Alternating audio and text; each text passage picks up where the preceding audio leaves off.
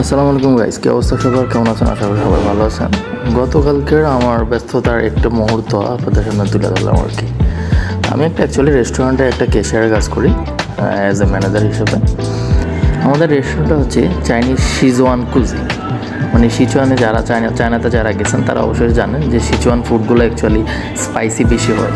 তো আমাদের ফুডগুলো অ্যাকচুয়ালি বেশি স্পাইসি, তার কারণে হচ্ছে আমাদের রেস্টুরেন্টে চাইনিজ থেকেও বেশি আসে হচ্ছে ইন্ডিয়ান কাস্টমারে জ্বালায় ভাই, সারাদিন বসতে পারি না ভাই একটা মিনিট। আরেকটা এইখানে একটা কাহিনী হচ্ছে ভাই, দেখেন চাইনিজ কাস্টমারটা, ওরা আমি টাকাটা বোঝাই দিচ্ছি, ওর বিলটা আসছিলো, টাকাটা বোঝাই দেওয়ার পর ও টাকা গুনতে পারে না ভাই, টাকাই চিনে না ভাই।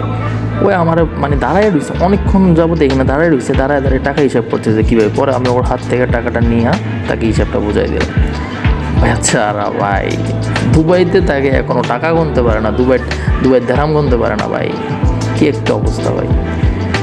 দেখেন ভাই, আমরা অ্যাকচুয়ালি যারা বিদেশে থাকি, যারা বেসিক্যালি যারা রেস্টুরেন্টে কাজ করি ভাই, কী পরিমাণ হেডিক যে আমাদের নিতে হয় ভাই, একমাত্র উপর আল্লাহ ভালো জানে। তারপরও আলহামদুলিল্লাহ যে আমার কারণে আমার ফ্যামিলি ভালো থাকতেছে, সবাই ভালো থাকতেছে, তার জন্য আমরা ওই কষ্টটা অ্যাকচুয়ালি গায়ে মাখাই না। দিন শেষে ফ্যামিলির সুখটাই আসলে নিজের কাছে অনেক ভালো লাগে, ফ্যামিলির সুখটাই নিজের সুখ বলে মনে করি। তার কারণে আসলে আমরা প্রবাসীরা মানে শত কষ্টের মাঝেও হাসি। সো আমরা আমাদের হাসিটা যেন এইভাবে কন্টিনিউ রাখতে পারি। সবাই দোয়া করবেন, সবাই ভালো থাকবেন। আল্লাহ হাফেজ।